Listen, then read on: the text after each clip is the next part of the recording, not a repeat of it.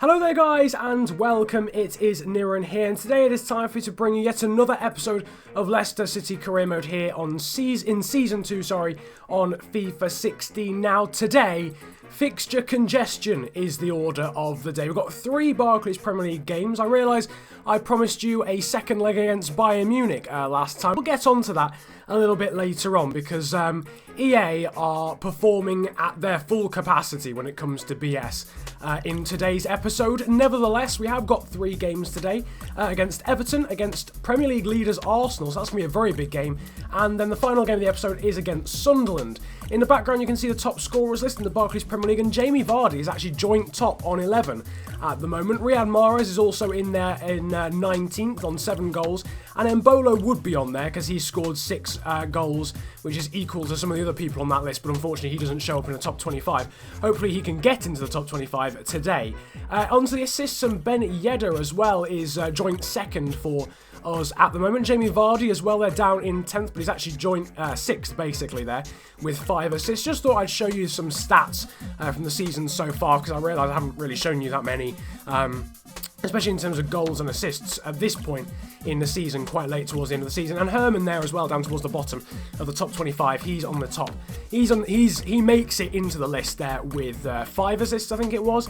And then onto the clean sheets, and Kasper Schmeichel is actually joint top with Petr Cech even, and Rui Patricio. So Kasper Schmeichel doing very well, and got some representatives in the top 25 on both the goal scorers and the assist list. Nevertheless, it's now time to see whether we can boost those stats and get into the first game of today's episode against Everton. Now, this game comes 2 days before our titanic clash against Arsenal, so there's quite a few players into the side and a lot of people being rested. Moore's in, Fuchs, Amati, Inler, Ben Yedder's in as well, Zahovic coming into the side, Tarajai too. So a lot of players being rested, and perhaps that is showing because after just 5 minutes, Romelu Lukaku has scored and given Everton the lead, and it comes from a mistake from someone who's actually a first-team regular. Nicholas Nkulu's just basically cushioned the ball down for Kevin Mirallas there, and it's allowed Romelu Lukaku to turn and volley the ball past Kasper Schmeichel, so really poor defensive work there from Nicholas Nkulu. But the tale of Nicholas Nkulu is continuing here because he's been absolutely wiped out on the 10-minute mark here by Romelu Lukaku, who's only just scored and has now been sent off a straight red card for the Belgian striker for a pretty shocking tackle, let's be honest, on Nicholas Nkulu. So now their best player is off the pitch and they're down to 10 men. We can try and strike while the iron's hot. Shani Tarajai forcing a good save out of Tim Howard, but the American is up to the task. However, Tarajai might have another chance here as Congolo gives him the ball, and it is a shocking mistake from the youngster, the young Dutch centre-back, who gives our young Swiss winger, Shani Tarajai, the opportunity to bury the ball even past Tim Howard. And, well, he does it emphatically, let's be honest. There was not much doubt in my mind when Tarajai took the ball off Congolo.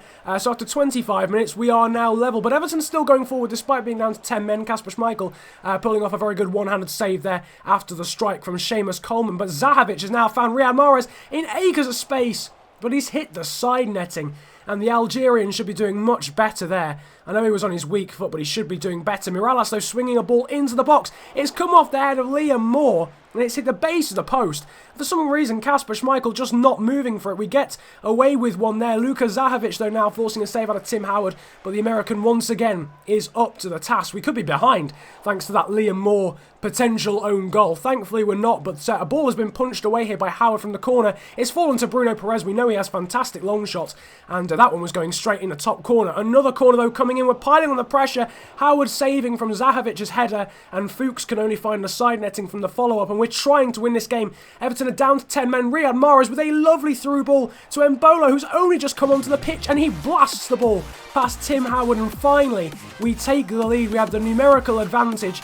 I thought about trying to chip Howard actually, but we went for the safe option, and Mbolo thwacks the ball off the inside of the post and makes it 2-1, and we are now winning this game basically thanks to Everton being down to 10 men. Daniel Amati is now going forward as well, puts a lovely ball into the box, and Ben Yedder tries the scissor kick, but unfortunately it bounces into the ground and over the bar. Could have been 3-1, but we do win the game in the end. Fairly luckily, in my opinion. I think if Everton had had Lukaku on the pitch, they would have won the game easily here at Goodison Park, where we lost 3-1 in real life, not in real life, last season in the league, mainly thanks to Romelu Lukaku, but after he was sent off, Everton didn't really have much of an outlet going forward, and Shani Tarajai, with a man-of-the-match performance, inspires us to a 2-1 win there in today's first game of the episode. But the man who won the game for us with a second goal, he got the winning goal, Donald Mbolo, has come to us here and said he's not happy with his role at the club. Now, I'm not entirely sure why, because he's having a part to play in the majority of games. I realise he started that game on the bench, but there's good strikers at this club. Ben Yedder, Jamie Vardy, Okazaki, Zahovic has been a revelation. He's got a lot of competition, and he's going to have to face the facts here. He's just got to keep playing well. If he keeps playing well and keeps scoring goals, he's going to keep getting into the team. That's the end of the story, and hopefully he'll continue to play well. He won that game for us, and he's starting today's second game of the episode here against Arsenal, as well as Jamie Vardy, who is the player to watch out for today. He's the joint top scorer, or joint second top scorer, going into this game, and will be partnering with Donald Mbolo going forward. Lucas Klosterman, though, is into the side for this one, because Bruno Perez was suspended. No Inler, he was suspended as well, so Kante and Arnold are back in the middle of the park. Sisto is in for the Ty and Mahrez, and then it's Mbolo and Vardy up front, as I mentioned.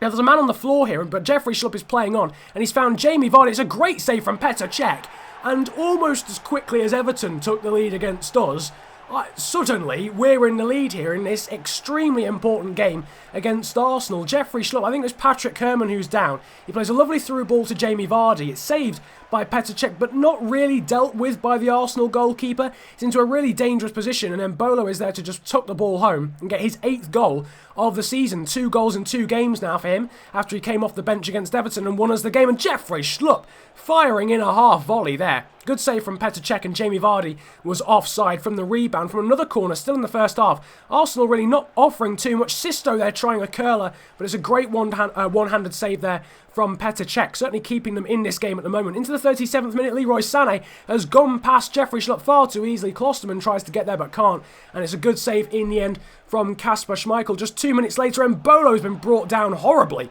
by Ramsey, but the Welshman did get the ball. Kante with a lovely through ball there through to Jamie Vardy, but he has to take the strike early because Arsenal have some very quick defenders, and unfortunately it breezes easily past Petr Cech's goal. And we do not take the 2-0 lead. Going into the second half, and Debusshy's put a ball into the back post there for Wilshere, who slices the ball wide. He knows he should have done better there, hitting the ground. He knows he should be getting the equaliser, but now we're going forward with just 5 minutes to go. Jamie Vardy finding Pione Sisto over on the right-hand side, but a difficult angle there to score from, and a fairly comfortable save for Petr Cech. And in the end, that early goal from Mbolo from the rebound of the Vardy strike is enough to get us a win here in this top of the table clash. This was first versus second, and those positions will now be swapping after we beat the Championship leaders, or the Premier League leaders, Arsenal there. Kante with a man of the match performance, Herman with a 7, and Arnold with a very good rating as well. There are 7.4, and at the moment the performances are going really, really well, and something very strange, I suppose, will have to stop this this run of form that we're in at the moment, and perhaps the next minutes of this video will provide that weirdness. Nevertheless, Daniel Amati has gone up to a 78 in training. You guys decided you wanted to see Riyad Mahrez and Daniel Amati being trained. I'm training N'Golo Kante at the same time as well, because I realise he's extremely close to going up to 80 overall, and I thought I might as well try and train him and get him to that 80 overall in this bout of training. But unfortunately, he still hasn't gone up to that magical 80 rating, but hopefully he will soon. Nevertheless, here's the weirdness I was talking about. The game, EA, have decided it is actually acceptable for me to play 2 games in the space of 2 days. Look at that massive amount of space. The Watford game could be put to a Tuesday, and then the Sunderland game could be a Saturday. Job done. But no, the game has decided that we should be playing Sunderland on a Tuesday and then Bayern Munich in the Champions League the next day. So obviously we can't play our first team in this one because they'd just be completely and utterly dead for the Bayern game, which is far more important. So there you can see the squad in the lineup. Danny Flanagan, Jonsson, Chilwell, Karlgren, King, Kamano, Dodu, flipping Vestergaard and Okazaki are all in for this one, and it is a very young team, and Gudinho, the young goalkeeper, should be doing better. Not from the finish is delightful, from Will Buckley. I knew this was going to be a difficult game to win because we were literally playing our youth academy players, but Coutinho should be dealing with a cross into the box from the corner. He lets it sail over his head, it's headed back to Will Buckley, and in the end, the Englishman is there to score, and it's another horror story from Coutinho again. He's throwing the ball straight to a Sunderland attacker, but thankfully, Lasse Jonsson, the centre-back from our youth academy, is there to deal with it, and he's dealt with it again. It's fallen to Dodu now after the Sunderland attack breaks down. Kamano finding Vestergaard. First time ball to King, first time ball to Karlgren, another first time ball from Karlgren through to Francois Kamano, and what an incredible team goal. That is actually astonishing. Please watch that back many times, because I had to. That is an absolutely incredible bit of one-touch football. Oh my word. And some of the youth players involved as well.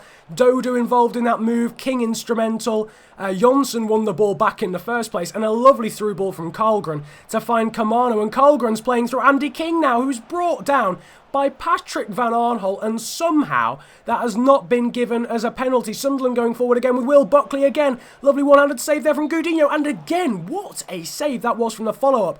The Sunderland attacker was actually offside in the end, but a lovely save to deny him anyway. Obviously, Coutinho didn't know he was offside, but we do draw the game in the end, 1-1, and I will more than happily take that with the youth academy players out. Obviously, as I said, we couldn't play any of the first team players because we're literally playing Bayern Munich 24 hours later.